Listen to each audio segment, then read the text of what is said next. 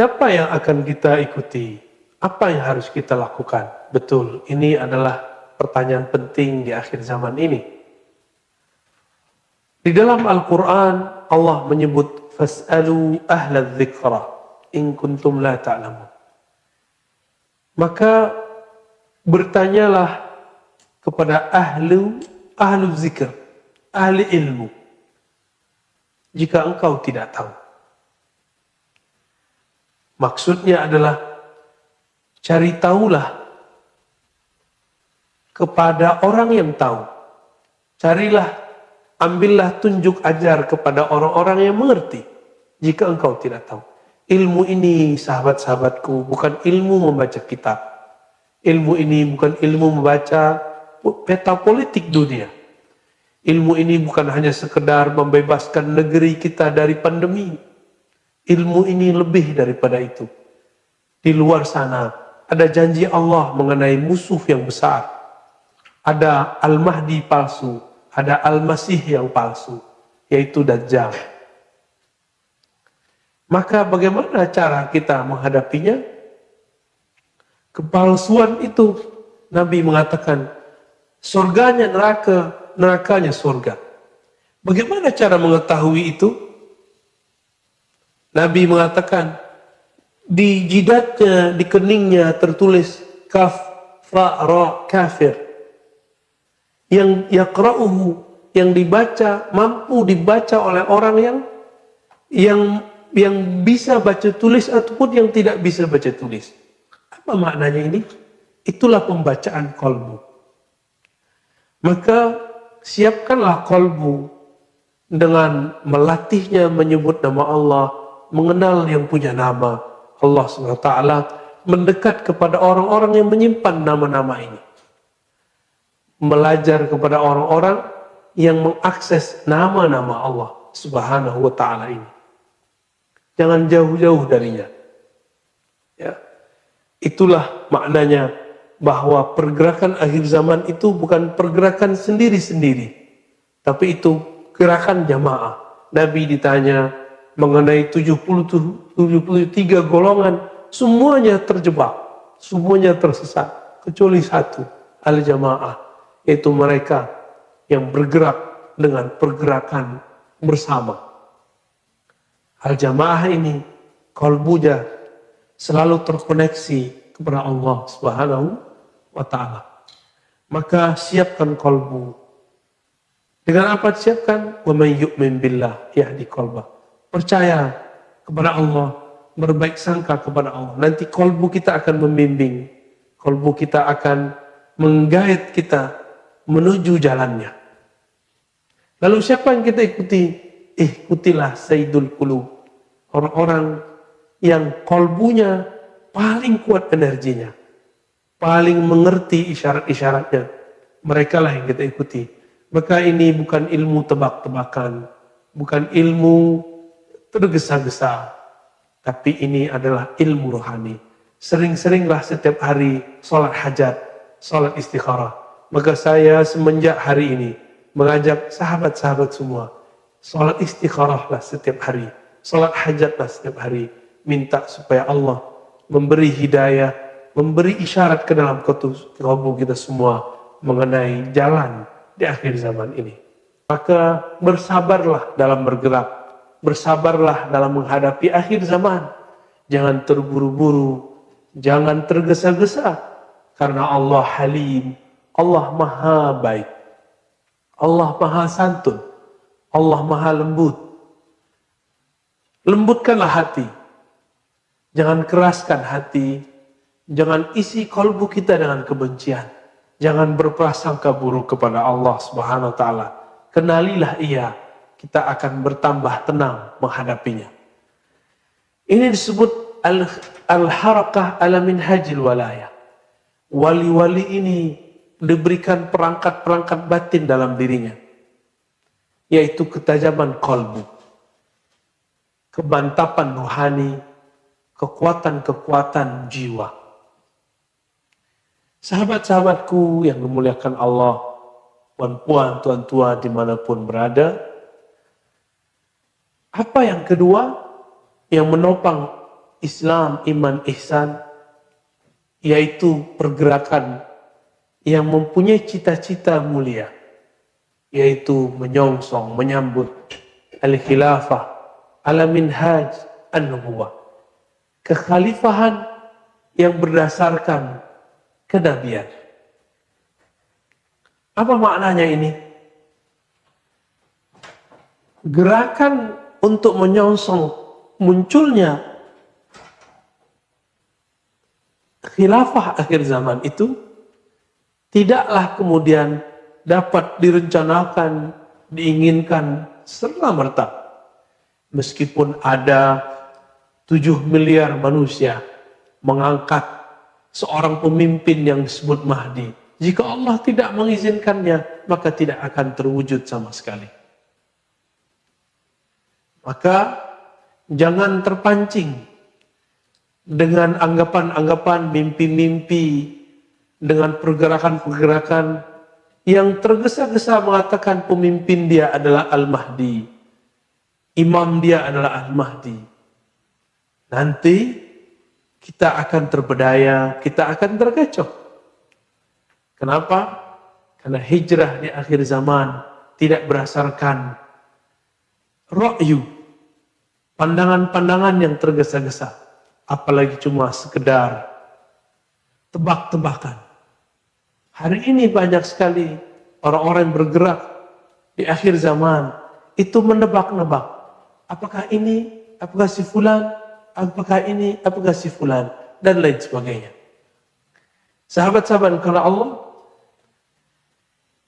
karena semua ujian, semua masalah ada pada akhir zaman ini, maka mulailah berhijrah secara mental. Jangan bermimpi lagi pandemi ini akan berakhir. Jangan bermimpi lagi pandemi ini akan kembali semula. Tidak, akan kembali semula, ada semula seperti kita dulu pra pandemi. Tidak. Coba katakan saja, raditu billahi rabba. Aku ridha dengan ketentuan Allah. Aku ridha dengan kehendak Allah Subhanahu wa ta'ala. Imam Abdul Hasan Syadzili mengatakan, betapa anehnya ada orang yang mengatakan, aku percaya kepada Allah, tapi tidak meridai kehendak-kehendak Allah. Betapa anehnya, betapa gharibnya, betapa tidak selarasnya orang yang mengatakan, kami percaya kepada Allah, tapi dia tidak menerima ini zaman, ini masa, ada semua pancaroba ada di dalamnya. Jika nikmat sebagai umat akhir zaman ada pada kita, maka ujian sebagai umat akhir zaman pun ada pada kita. Teman-teman, sahabat-sahabat yang dimuliakan Allah, karena semua ujian ada pada masa ini, Allah pun mengatakan, innallaha ma'as sabirin. Allah bersama siapa yang bersabar. Allah bersama dengan orang-orang yang bisa bertahan, yang tabah. Sabar itu ada dua. Ada sabar terhadap memandang ujian. Orang-orang yang melihat ujian, cobaan, musibah, dia bisa sabar, tapi sabar ini ada batasnya. Tapi ada sabar yang kedua. Mari kita hijrah dari sabar terhadap musibah kepada sabar kepada Allah yang Maha Sabur. Jika seorang kekasih dicubit, jika seorang kekasih mungkin terkena atau disakiti oleh kekasihnya karena dia memandang sang kekasih, apa yang terjadi? Dia tidak kemudian merasa sakit. Kita ini bekerja sehari-hari untuk apa? Untuk kekasih kita. Jika kita ingat wajah kekasih, anak yang dikasih, pasangan yang dikasih, maka lelah pun menjadi hilang. Maka lelah pun menjadi tidak terasa. Maka teman-teman, sahabat-sahabat dengan Allah, coba yakini, la yukallifullahu nafsan illa wus'aha.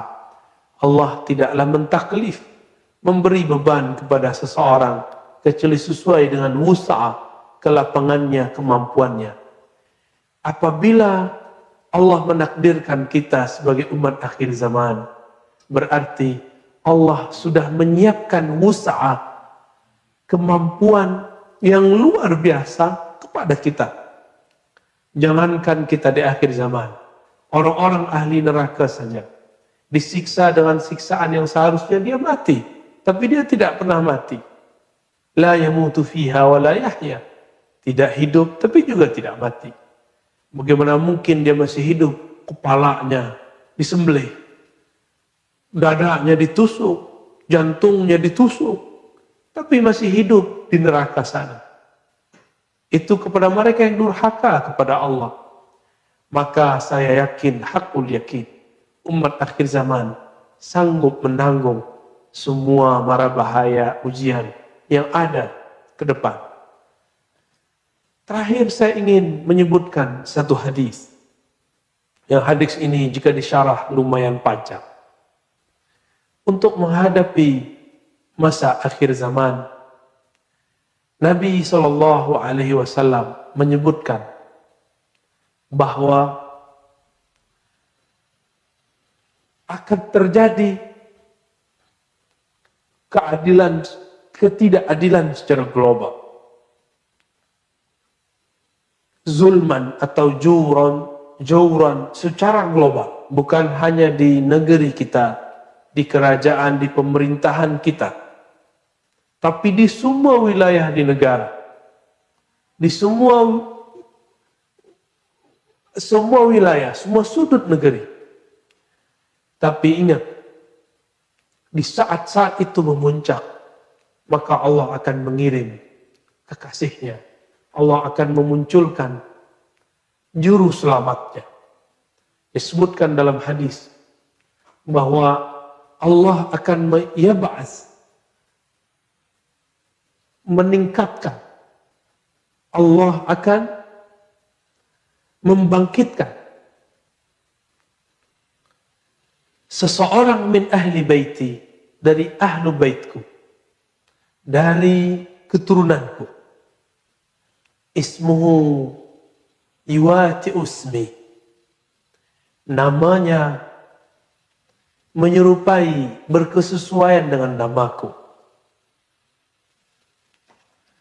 Hadis ini riwayat Imam Abu Daud.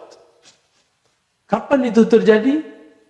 Jika bumi muliat al-ardu jauran wa zulma, jika bumi telah dipenuhi dengan ketidakadilan, jika bumi dipenuhi secara global, secara utuh dengan kezaliman yang merata-rata di mana-mana, maka sahabat-sahabat Allah, di saat itulah, di saat semua umat manusia menjerit, tidak hanya negeri kita, tidak hanya Nusantara, tapi semuanya, maka Allah akan munculkan yang mana dia sekarang sudah bersiap-siap muncul. Namanya berkesesuaian, yuwati, dengan namaku. Hadis Imam Abu Daud. Tapi banyak orang lupa apa makna isim, nama di dalam bahasa Arab. Dia mengira, banyak orang berpikir bahwa nama di situ berarti nama secara zahir, yaitu Muhammad. Dalam riwayat tambahan, wasmu abihi ismu abi. Begitu juga nama ayahnya berkesesuaian dengan nama ayahku. Banyak orang salah faham mengira namanya adalah Muhammad ibn Abdullah. Sahabat-sahabat menekan Allah, bukan sekedar itu. Mari kita yang pernah belajar kitab-kitab Arab, teks-teks Arabiyah, atau disebut juga kitab-kitab Arab gundul, kitab kuning. Al-Imam Al-Bajuri, Imam Al-Bajuri ini salah satu syekh yang besar di Al-Azhar di masanya. Beliau mempunyai hasyiah yang banyak. Dalam beberapa hasyiah akidah, hasyiah kitab-kitab yang ditulis untuk mensyarah kitab akidahnya, kitab fikihnya, beliau mengatakan al-ismu, nama al-ism itu bermakna dua. Ada dua makna yang terkandung dalam ism. Yang pertama, makna itu berarti al-wasm. Al-ism bermakna al-wasm. Apa arti wasm? Wasm artinya al-alamah, tanda-tanda. Jika diterjemahkan tanda-tanda, maka kita akan mengatakan ismuhu yuwati usmi. Tanda-tanda imam akhir zaman itu yang akan menyelamatkan kalian itu sama dengan tanda-tandaku. Bukan berarti namanya harus Muhammad. Karena nama Nabi sangat banyak sekali. Nama Nabi ada 313 yang kita tahu, yang ditulis oleh Imam Al-Jazuli dalam Dalailul Khairat.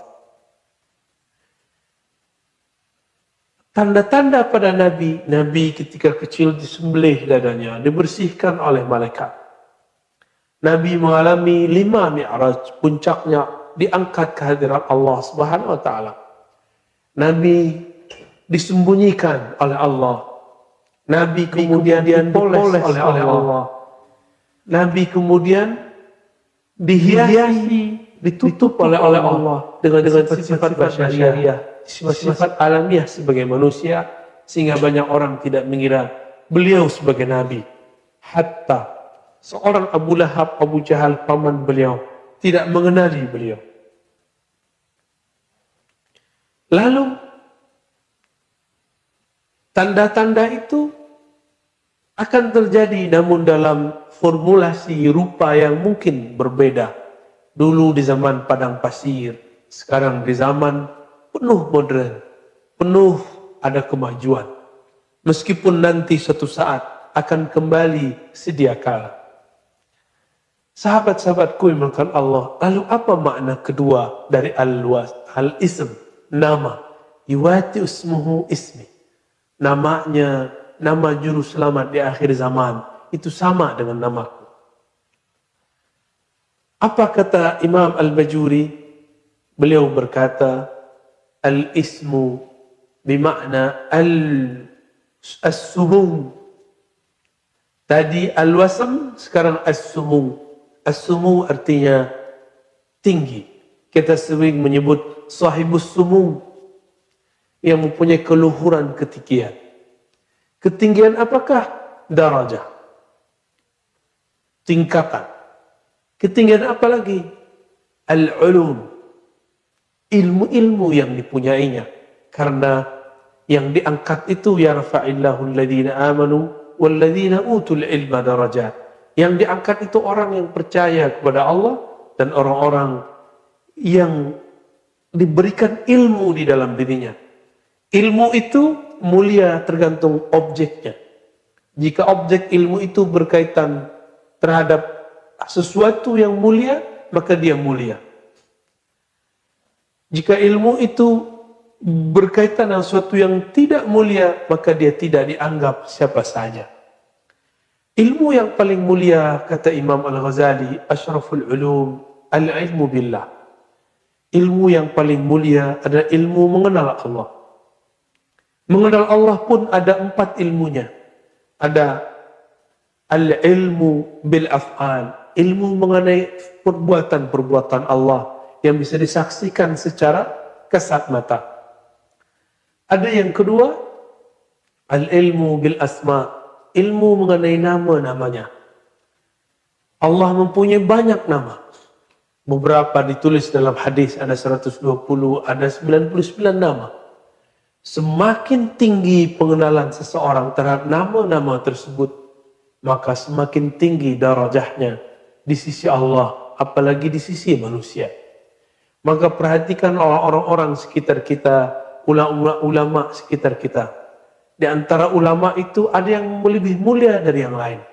Itu adalah rahasia yang ada di dalam jiwanya, dirinya. Jika di dalam dirinya ada ma'rifatul asma', mengenal nama Allah lebih tinggi daripada yang lain, maka dia Allah angkat lebih tinggi daripada ulama yang lain. Ada yang ketiga, ma'rifatus sifat, mengenal sifat-sifat Allah yang disebutkan dalam hadis qudsi riwayat Imam Al-Bukhari, la yazalu 'abdi yataqarrabu ilayya bin nawafil, senantiasalah hamba-hambaku mendekatkan diri kepadaku dengan nawafil, dengan disiplin terhadap amal-amal yang tidak wajib, tapi dia kemudian mewajibkan kepada dirinya, sehingga aku mencintainya, jatuh cinta kasih sayangku kepadanya. Apabila demikian, aku robah, aku ganti, aku ambil sifatnya, aku ganti dengan sifatku, aku ambil samaknya, aku ganti dengan samakku, samak pendengaran. Maka pendengaran orang ini bukan lagi pendengar dengan telinga fisik, dia sudah mendengar dengan samaknya Allah. Basarnya menjadi basarku, basarnya hanya memandang terbatas kepada dinding, kepada jarak. Sekarang basarnya sudah mampu menembus jauh. Dulu dicontohkan kepada sahabat Nabi Umar, betapa hebatnya Sayyidina Umar. Dia berkhutbah di Madinah Al-Munawwarah. Panglima perangnya sedang ada di Irak, sedang ada di Syam. Lalu dia memanggil, ya Jariyah, wahai Panglima Jariyah, naiklah ke gunung. Dan betapa beningnya, betapa bercahayanya hati Jariyah. Jarak yang jauh itu pun dia bisa mendengarkan suara Umar, suara Amirul Mukminin radhiyallahu taala anhu. Sahabat-sahabatku yang dimuliakan Allah, ilmu-ilmu seperti ini akan turun di akhir zaman. Inilah yang dikatakan ilmu mengenai sifat. Maka orang-orang ini ruhaninya sangat dekat kepada Allah. Dia mempunyai pengenalan terhadap sifat-sifat Allah. Dan yang terakhir adalah ma'rifatuz zat. Ruhani mereka dekat dengan zat Allah Subhanahu wa taala. Mereka kenal kepada Allah Subhanahu wa taala. 4 ilmu inilah yang dimiliki oleh al-imam di akhir zaman. Ilmu ma'rifatul af'al, mengenal af'al Allah, perbuatan Allah, asma Allah, sifat Allah, dan mengenal zat Allah.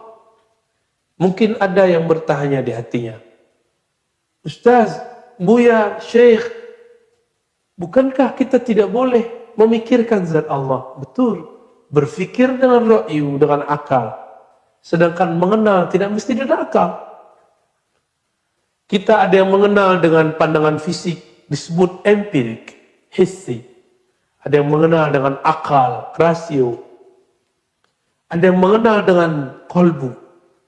Ada yang mengenal dengan ruh. Mengenal dengan ruh bukan dengan berfikir.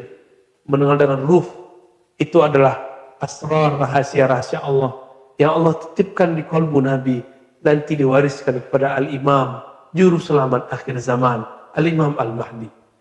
Maka ini bukan ditandai dengan serban yang tebal, kopiah yang rapi, jubah yang bagus, jenggot yang panjang, baca kitab yang lancar, tidak.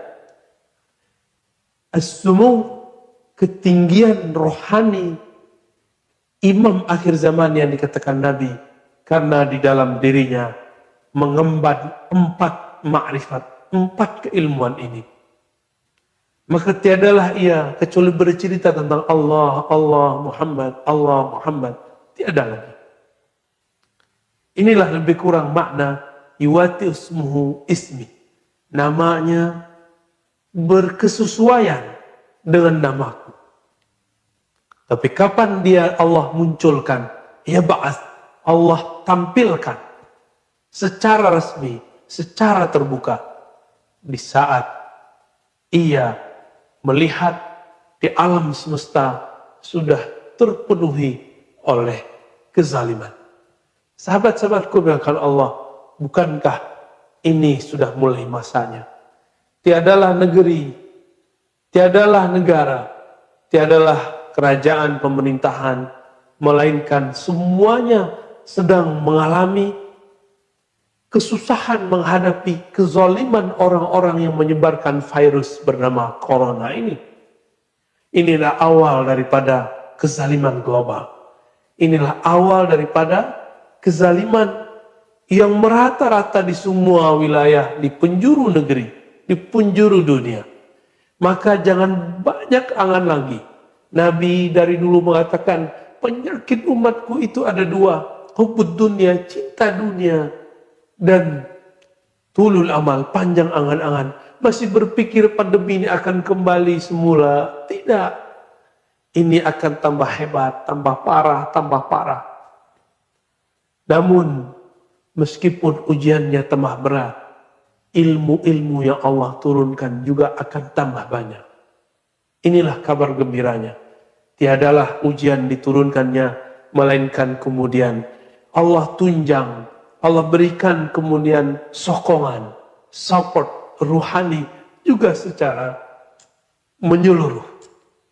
Maka siapa-siapa yang memahami 4 ilmu tadi, dia akan merasakan bahwa ini akan bertambah terbuka. Dulu orang berbicara tentang nama Allah, sifat Allah, ada di surau-surau, di pondok-pondok kecil, di penjuru-penjuru desa, penjuru-penjuru negeri, sangat terkucil. Sekarang orang berbicara di tengah-tengah kota besar, di tengah-tengah pemukiman penduduk, bahkan berbicara melalui sosial media. Maka kita juga harus hati-hati, ilmu manakah yang murni. Ilmu yang murni tentu ilmu yang terhubung secara sanad silsilah kepada baginda Nabi sallallahu alaihi wasallam. Kembali ke hadis tadi. Nabi sallallahu alaihi wasallam mengatakan Allah akan mengutus juru selamat. Karena hadis ini, maka banyaklah orang di banyak wilayah, termasuk di Indonesia, di Malaysia. Di Malaysia sudah banyak dulu ada gerakan-gerakan, organisasi-organisasi, jamaah-jamaah yang ingin menyongsong kemunculan Al-Mahdi. Kita kenal ada Darul Arqam. Di Indonesia juga ada. Ada macam-macam tarekat ini, tarekat itu, pergerakan ini, pergerakan itu. Di Mesir juga ada, di wilayah sana, bahkan sekarang yang sedang ramai dibicarakan Afghanistan. Semuanya sedang menunggu-nunggu itu. Tapi ingat, sahabat-sahabatku, kita tidak boleh ikut orang banyak. Kita tidak boleh tergesa-gesa. Kita tidak boleh berpikir secara ra'yu. Ini bukan pergerakan ekonomi. Ini bukan pergerakan politik murni. Ini pergerakan nubuwah. Nubuwah itu mutlak diatur oleh Allah. Maka suka-suka Allah. Inilah yang dimaksud dengan Al-Mahdi. Orang yang di-guidance oleh Allah. Orang yang di-guide oleh Allah. Orang yang pergerakan dia, bahkan dia pun tidak bisa memilih dia mau kemana. Dia digerakkan oleh Allah. Dia diarahkan oleh Allah. Dia sudah disetting oleh Allah. Mana mungkin seorang Al-Imam Al-Mahdi sekarang kemudian sudah publish dirinya di YouTube. Sudah mengaku-ngaku dengan mimpi-mimpinya, dengan pergerakan-pergerakannya. Tidak mungkin. Jika iya, maka akan terjadi seperti di zaman Rasul. Ketika masih kecil, apa kata Nabi? Dulu waktu aku kecil, waktu remaja, ada seorang pendeta bernama Buhairah memarahi Abu Talib.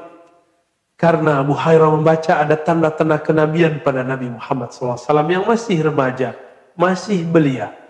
Apa kata beliau?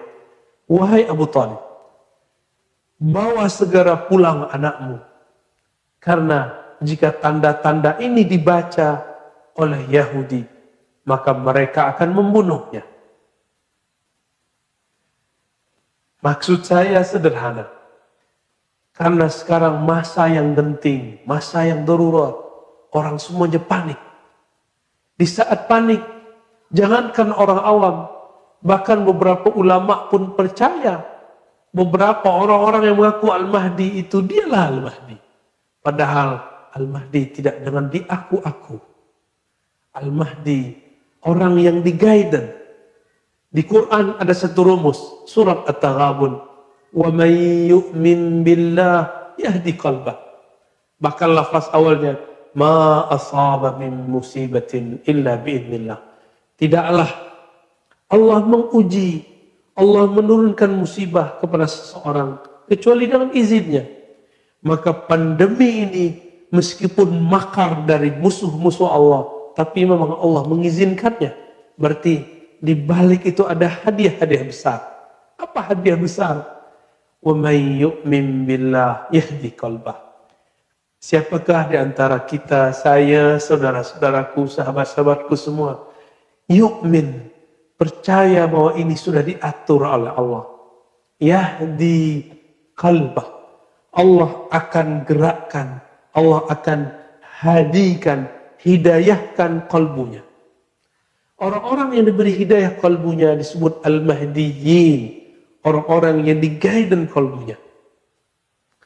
Mereka pun tidak bisa memilih. Allah lah yang memilihkan untuknya. Itulah makom para pecinta. Itulah kondisi orang-orang yang sudah larut, yang sudah karam dalam cinta kepada Allah Subhanahu wa ta'ala. Dia tidak lagi memilih dengan pikirannya sahaja. Apalagi cuma berdasarkan tebak-tebakan, cocok-cocok logi, munasabat-munasabat yang tidak sahihah. Dia bergerak berdasarkan anjuran-anjuran, gerak-gerak dari Allah Subhanahu wa ta'ala.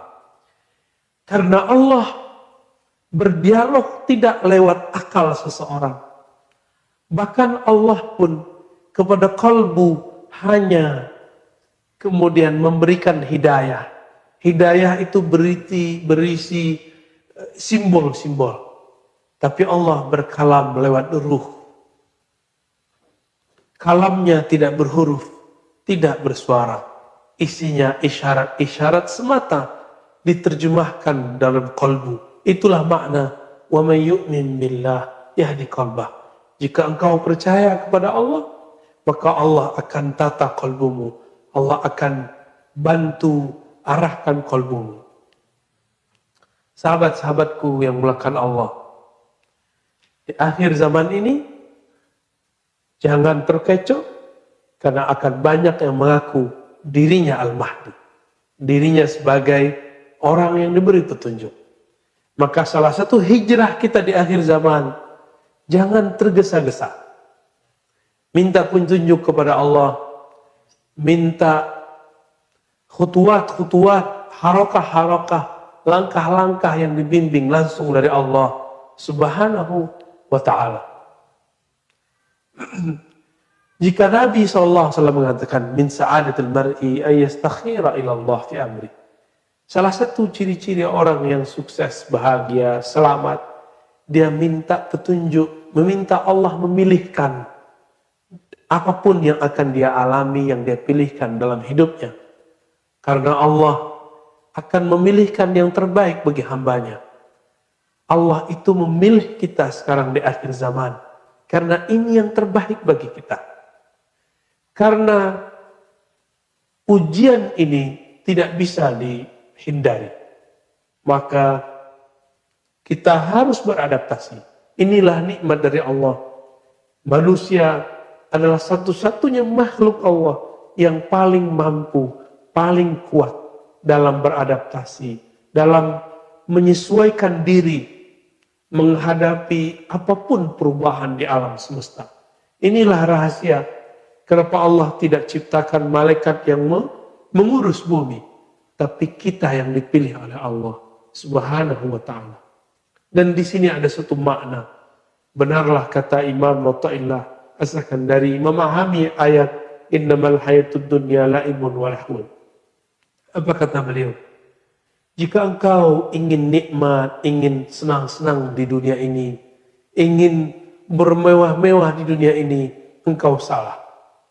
Dunia ini bukanlah darul khulud, bukan negeri yang abadi, sehingga bermewah-mewah di dalamnya tidaklah pantas. Negeri ini, bumi ini adalah darul fana, darul halak, darul bala. Negeri yang di dalamnya ada kehancuran, mara bahaya, ujian. Selesai satu ujian, ada ujian yang lain. Barangkali boleh jadi ini juga teguran dari Allah. Selama kita belum ada pandemi, sudah bertahun-tahun kita hidup, tapi kita kurang syukur kepada Allah. Jika tidak syukur dalam adanya nikmat, Allah akan menegur kita dalam ketiadaan nikmat. Nikmat keleluasaan berjalan kemana-mana, bersafar kemana-mana, sekarang terkurangi. Nikmat untuk bisa bertemu, bersilaturahim dengan sahabat-sahabat kita yang jauh, itu pun sekarang sudah dikurangi. Tapi jangan pernah berputus asa kepada Allah. Allah Subhanahu wa taala telah menciptakan dalam diri manusia perangkat-perangkat yang membuat manusia bisa berkesesuaian, menyesuaikan diri dengan alam semesta. Sahabat-sahabat yang melakukan Allah, inilah hijrah di akhir zaman. Hijrah meninggalkan cara berpikir lama, berpikir mencintai dunia, berpikir dengan tulul amal, panjang angan-angan. Maka sekarang mulailah cara berpikir kita lebih tajam, lebih dalam.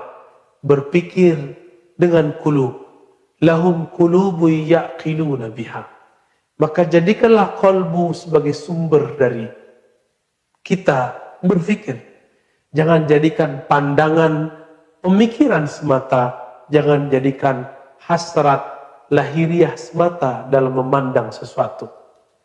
Jangan berbangga hanya sekedar dengan ilmu yang kita punya, tapi bertanyalah kepada Allah apa yang Dia mau, apa yang Dia rahasiakan. Sahabat-sahabat yang bukan Allah, hijrah dari berpikir secara empirik materialisme menjadi berpikir secara qalbiyah, secara qalbu. Allah memandang qalbu manusia. Innallaha yanzuru ila qulubikum. Allah memandang qalbu kamu. Betapa malunya kita saat Allah Subhanahu wa taala memandang qalbu ini, ternyata di qalbu ini ada nama selainnya. Ada ketakutan kepada selainnya. Ada prasangka kepadanya. Allah memandang ke dalam qalbu, tapi di qalbu kita tiada namanya. Betapa kecewanya Allah kepada seseorang ketika dia hendak melihat, menengok ke dalam qalbu seseorang, ternyata di qalbu seseorang itu tiada satupun nama Allah. Maka saya mengajak, mari kita hijrahkan zikir kita yang tadi di lisan, subhanallah, la ilaha illallah, kita masukkan ke dalam qalbu. Kita ajak qalbu ini juga menyebut namanya. Sehingga teranglah makna ayat, idza dzukirallah wajilat qulubuhum. Jika disebut nama Allah, maka bergetarlah qalbu. Bukankah ini tanda-tanda orang yang cinta? Orang yang cinta, jatuh cinta kepada kekasihnya, disebut nama kekasih, qalbunya bergetar, jantungnya berdebar, badannya menggigil bergerak.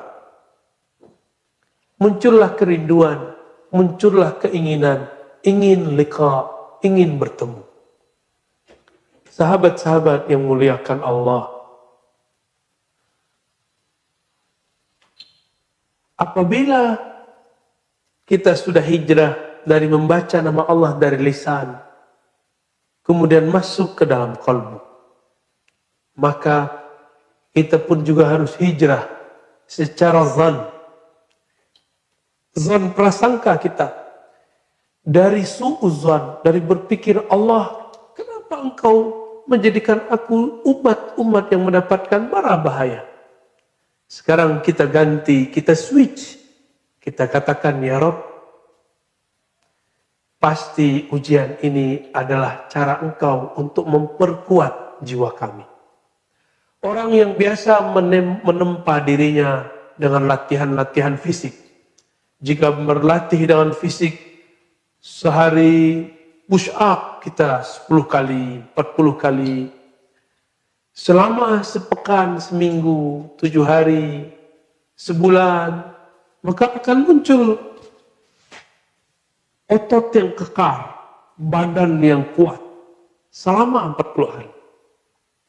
Apabila orang melatih kakinya berjalan setiap pagi, setiap hari, maka kolbunya, maka badannya, kakinya akan kuat daripada sebelumnya.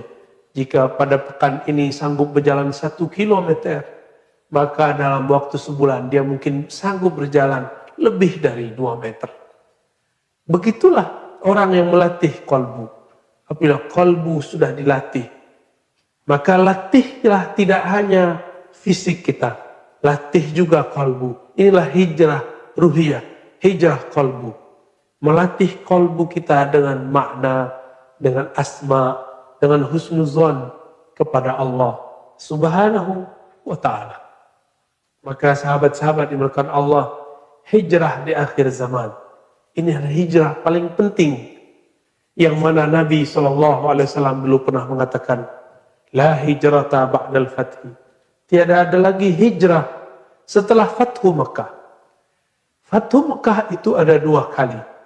Ada Fathu Mekah di zaman Rasulullah. Ada Fathu Mekah di zaman Imam Mahdi. Fathu Mekah di zaman Rasulullah SAW, Nabi sudah menutupnya dan mengatakan, la hijrata ba'dal fathi. Setelah Fathu Mekah tidak ada lagi hijrah. Illa jihadun wa niyah. Kecuali hanya sekedar jihad, perjuangan, pengorbanan, dan niat yang tulus, niat yang bening, niat yang berasal dari hati nurani yang bercahaya. Nanti juga akan ada hijrah yang kedua, yaitu hijrah bersama Imam akhir zaman. Ketika semua umat manusia mengambil baiat kepadanya di Makkah Al-Mukarramah, ma baina ar-ruknil yamani wa maqam Ibrahim. Antara rukun Yamani dan makam Ibrahim. Disitulah semua orang memberikan sumpah setianya kepada Imam akhir zaman, Al-Imam Mahdi. Jika kita masih belum sanggup membayangkan bagaimana cara Allah memindahkan kita nanti, padahal nanti semuanya manual, tidak ada pesawat, kapal terbang, tidak ada apapun, tidak ada yang mampu kita gerakkan. Kereta tidak berjalan, mobil tidak berjalan, sepeda tidak berjalan, apapun, handphone pun, smartphone tidak bekerja. Tapi di saat itu, jika kolbu sudah dilatih, jika kolbu sudah dihijrahkan, maka kolbu ini akan mampu menangkap bahasa. Kolbu ini akan bisa bergerak. Al-arwah junudun mujannadah. Roh-roh itu, arwah-arwah itu ibarat tentara yang berbaris-baris. Dia bisa berkomunikasi satu sama lain walaupun terpisah jarak. Maka sebelum zaman itu terjadi, sahabat-sahabat kemuliaan Allah, mari dari hijrah akal ke dalam kolbu, hijrah kolbu kepada ruh kita. Maka nanti Allah akan berikan smartphone sejati, smartphone hakiki, yaitu kemampuan komunikasi kolbu kita, ruh kita dengan Allah Subhanahu wa ta'ala. Inilah yang Allah berikan kepada Sayyidina Umar tadi, yang bisa berdialog jarak jauh. Inilah yang diberikan kepada seorang ibu yang tulus mendidik anaknya, merawat anaknya. Jarak jauh pun dia bisa merasakan firasat kejadian tentang anaknya. Maka sahabat-sahabat Allah, inti kajian kita pada pagi ini adalah mari hijrah dari dunia, cinta kepada material, cinta kepada diri yang zahir, kepada yang batin. Mencintai dunia kepada mencintai Rabbud dunia. Dari tulul amal, panjang angan-angan, kita hijrah kepada berfikir secara hidayah dari Allah Subhanahu wa ta'ala.